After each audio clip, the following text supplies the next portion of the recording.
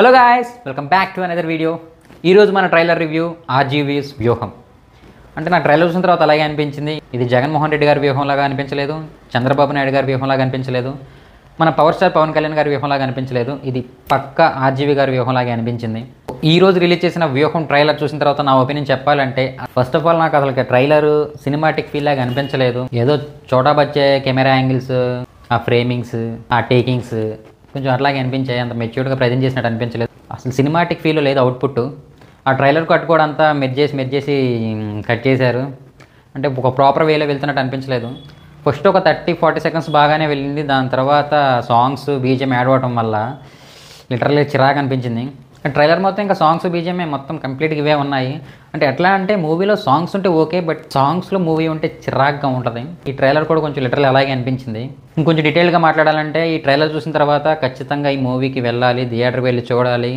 అంత ప్రామిసింగ్ అయితే అనిపించలేదు. తెలుసుకోవాలని అంత క్యూరియాసిటీ కూడా కలిగించలేదు. రియల్గా ఏం జరిగింది, ఎవరి వ్యూహాలు ఎలాంటివి, ఎలాంటి పన్నాగాలు పన్నారు అని తెలుసుకోవాలన్న ఉత్కంఠం, ఊపు, ఉత్సాహం ఇవేమీ రాలేదు ట్రైలర్ చూసిన తర్వాత. పొలిటికల్ బ్యాక్గ్రౌండ్లు ఇప్పటివరకు కొంచెం మంచి మూవీసే వచ్చాయి. ఒక లీడర్, యాత్ర, కథానాయకుడు, మహానాయకుడు, ఇంకొంచెం ఇలాంటి మంచి మంచి మూవీసే వచ్చాయి.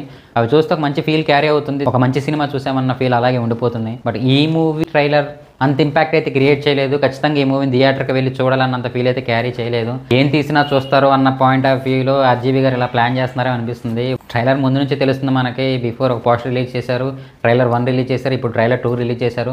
ఓవరాల్ కాన్సెప్ట్ అంతా ఒకటే, మన జగన్ గారికి కొంచెం సపోర్ట్ చేస్తున్నట్టుగానే ఉంది ట్రైలర్ అంతా. ఈ ట్రైలర్ అంతా చూసిన తర్వాత నిజాలు ఏంటి, అసలు ఏం జరిగిందని తెలుసుకోవాలన్న క్యూరియాసిటీ అయితే కొంచెం కూడా కలగలేదు. ట్రైలర్ కోసం ఎంత ఘనంగా అయితే ఎదురు చూసాము, మూవీ కోసం అంత ఘనం ఎదురు చూడాలి అన్నంత క్యూరియాసిటీ అయితే కలిగించలేదు. నెక్స్ట్ పాయింట్ చెప్పాలంటే కాస్ట్ అండ్ క్రూ.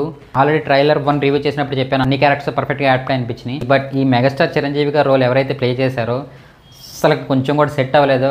ఒక క్షణం లాగి చూశాను, అంటే ఇతను చిరంజీవి గారు అనుకుంటా అన్నట్టు అనిపించాలే కానీ చిరంజీవి గారు రా అన్నట్టు అయితే లేరు. పర్ఫెక్ట్గా యాప్ట్ అయినట్టు అనిపించలేదు ఆ క్యారెక్టర్కి తను. ఇంకా రిమైనింగ్ కాస్ట్ అండ్ క్రూ అంతా మ్యాక్స్ సెట్ అయ్యారు.